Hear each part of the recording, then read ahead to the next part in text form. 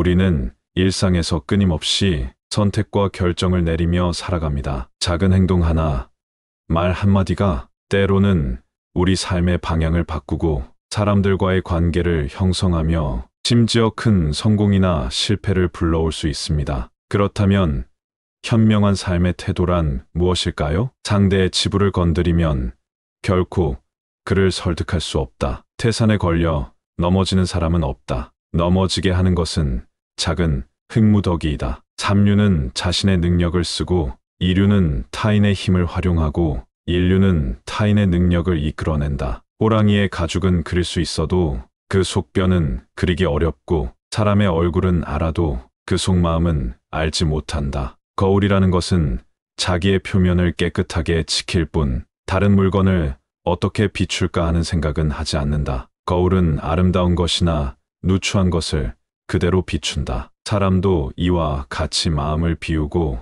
담백하게 다른 이들을 접해야 하는 것이다. 남을 위해 일하면 서로 원망을 하게 되니 각자 자신을 위해 일해야 일이 이루어진다. 아무리 훌륭한 거짓도 보잘것없는 진실보다는 못하다. 겨울의 대지를 꽁꽁 얼게 하는 엄동설한이 없으면 봄과 여름에 걸쳐 초목이 무성하게 자라지 못한다. 사람도 고난과 역경을 경험하지 않으면 후일의 성공을 이룰 수가 없다. 자기의 욕심을 따르는 것보다 더 큰 화는 없다. 타인의 허물을 말하는 것보다 더 큰 악은 없다. 뜻을 이루기 어려운 것은 남을 이기는 데 있지 않고 자기 자신을 이기는 데 있다. 아무리 하찮은 인간일지라도 나름대로의 경험과 지혜가 있다. 많은 것을 한꺼번에 보면 눈이 분명하게 보지 못하며 많은 소리를 동시에 들으려 하면 귀가 밝게 듣지 못하고 생각이 너무 지나치면 판단에 혼란이 온다. 아침이 되면 닭이 울고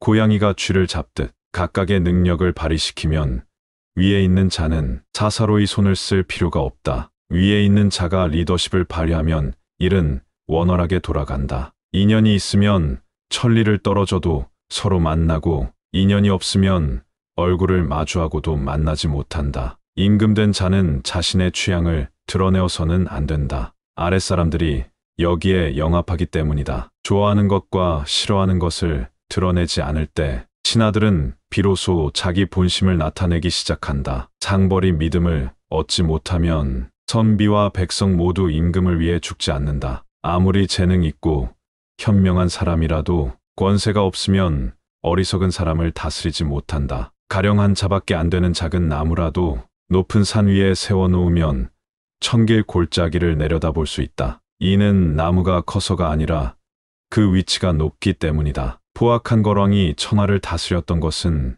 현명해서가 아니라 권세가 컸기 때문이다. 성인 요왕도 평범한 서민이었다면 새 집도 바로 다스리지 못했을 것이다. 그것은 어리석어서가 아니라 지위가 낮기 때문이다. 직공이 자주 본업을 바꾸면 지금까지 쌓아 올린 공이 없어지고 만다. 일이 많고 번잡한 시대에 일이 적던 시대에 수단을 쓴다는 것은 지혜로운 자의 준비가 못 된다. 멀리서 서로 사겨 돕는 나라는 믿고 가까운 이웃 나라는 소홀히 하며 강력한 나라의 도움에 의지하여 위협하고 있는 나라를 업신여기면 망할 것이다. 스승의 책이 지나치게 함축적이면 제자들이 논란을 일으키고 법이 간단하면 백성들이 다투게 된다. 그러므로 성인의 책은 반드시 그 내용을 뚜렷하게 드러내고 명철한 임금의 법은 각각의 상황에 대하여 상세해야 한다. 곳간이 풍족해야 예와 도가 살아난다. 향기롭고 맛깔스런 산의 진미는 비록 입맛에는 맞지만 건강에는 해롭다.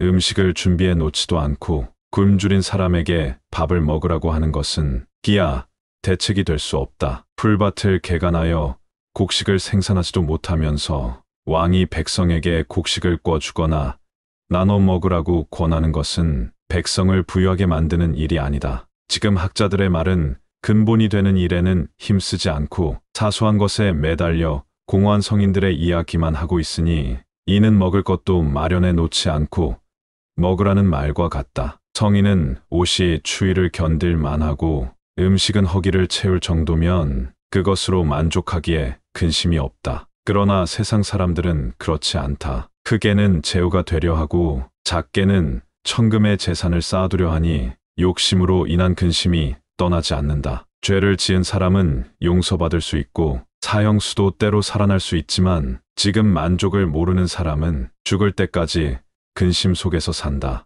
그래서 노자가 말하기를 만족할 줄 모르는 것보다 더 큰 재앙은 없다고 한 것이다. 나라 안에 인재는 쓰지 않고 나라 밖에서 온 사람을 등용하여 오랫동안 낮은 벼슬을 참고 봉사한 사람 위에 세우면 그 나라는 망할 것이다. 정치를 위한 세 가지 도가 있다. 첫째는 이익이요. 둘째는 힘이요. 셋째는 명분이다. 이익은 민심을 얻는 근본이고 힘은 법령을 시행할 추진력이 되며 명분이란 모두가 따라야 할 근거가 된다. 달리는 수레에 공자가 탄 일이 없었고 엎어진 배 아래에서 배기를 보았다는 말은 들은 적이 없다. 라는 말처럼 군자는 위험한 곳에 가지 않는다. 주군을 설득할 때 유의해야 할 원칙은 첫째, 상대가 무엇을 원하는지 알아야 설득할 수 있다. 둘째, 신임을 얻은 뒤에 자신의 생각을 밝혀야 한다. 셋째, 주제넘게 참견하는 것을 좋아할 사람은 없다. 넷째,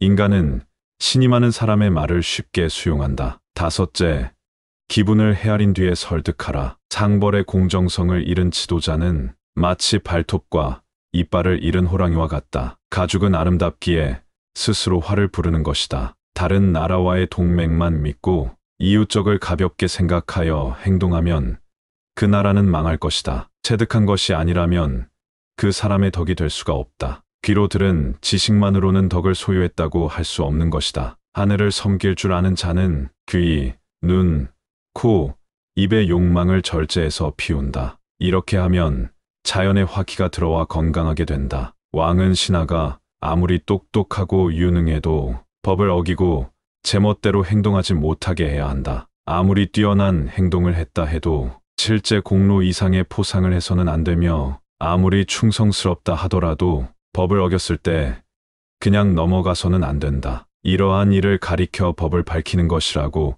일컫는다. 일이란 빨리 결단해야 한다. 눈에 비치는 것은 적다. 눈에 비치지 않는 것까지도 꿰뚫어 볼 수 있는 지혜가 필요하다. 왕이 신하를 다스리는데 사용하는 7가지 술책이 있다. 첫째는 많은 증거를 모아 대조하는 것. 둘째는 형벌을 내려 위험을 밝히는 것. 셋째는 포상을 해서 능력을 다하게 하는 것. 넷째는 신하의 말을 하나하나 듣고 실적을 묻는 것. 다섯째는 왕의 명령을 의심하는 신하를 꾸짖는 것. 여섯째는 왕은 알고 있지만 모르는 척하고 질문하는 것. 일곱째는 일부러 반대되는 말을 하고 거꾸로 이를 행하여 신하를 살피는 것을 말한다. 이 7가지는 왕이 신하를 다룰 때 사용해야 할 술책이다. 일은 은밀히 행해야 성공하고 말은 누설되면 반드시 실패한다. 무릇 호랑이가 개를 굴복시킬 수 있는 것은 발톱과 어금니 때문이다.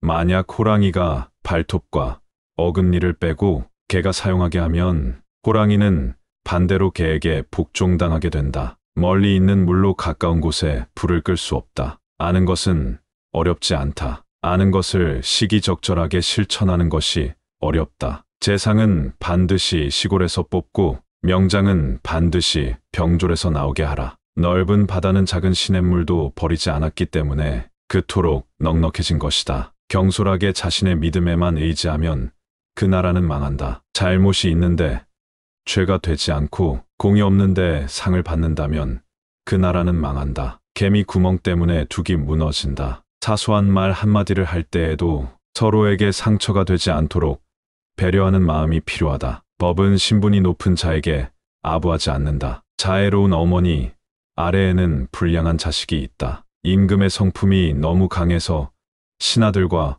화합할 줄 모르고 간언을 물리치고 신하들에게 이기는 일을 즐기며 나라의 이익을 깊이 생각하지 않고 경솔하게 자신의 믿음에만 의지하면 그 나라는 망한다. 손뼉도 마주쳐야 소리가 나는 법이다. 모든 일이란 서로 상응하지 않으면 이루어지지 않는다. 정치도 백성이 바라는 바에 따라서 행할 때 비로소 효과를 내는 것이다. 영구히 강한 나라도 없고 영구히 약한 나라도 없다. 나라의 강하고 약한 것은 경영 여하에 달려 있다. 한 사람만을 창고로 삼으면 그 나라는 망하고 만다. 빠른 말은 귀에 거슬린다. 싸움터에서는 속임수도 꺼리지 않는다. 법을 잘 지키는 사람은 반드시 강하고 굳세며 또한 바르다. 예의도 지나치면 아첨이 된다. 공과 사의 구분을 분명히 하고 법제를 밝혀서 사사로운 은의를 버린다. 이것이 밝은 군주의 길이고 올바른 정치를 위한 길이다. 한 번에 한 가지씩만 일을 하라. 의원이 환자의 상처를 빨아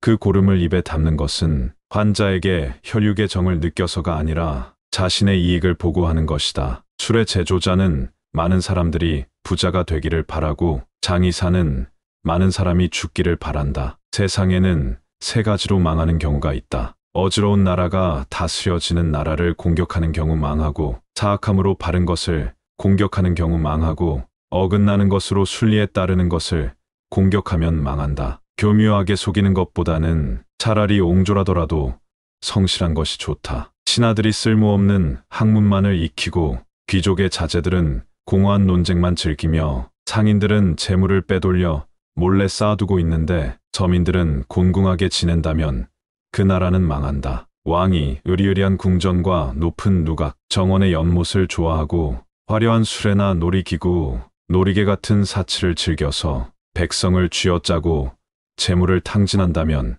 그 나라는 망한다. 바람의 힘을 타면 약한 화살도 멀리 갈 수 있다. 백보 앞은 보면서 자기의 눈썹은 보지 못한다. 위대한 지식은 어린아이들도 알지만 80세 노인도 실행하기는 어렵다. 남에게 사랑을 받고 싶거든 먼저 남에게 사랑을 베풀어라. 오늘도 영상을 끝까지 시청해 주셔서 감사합니다.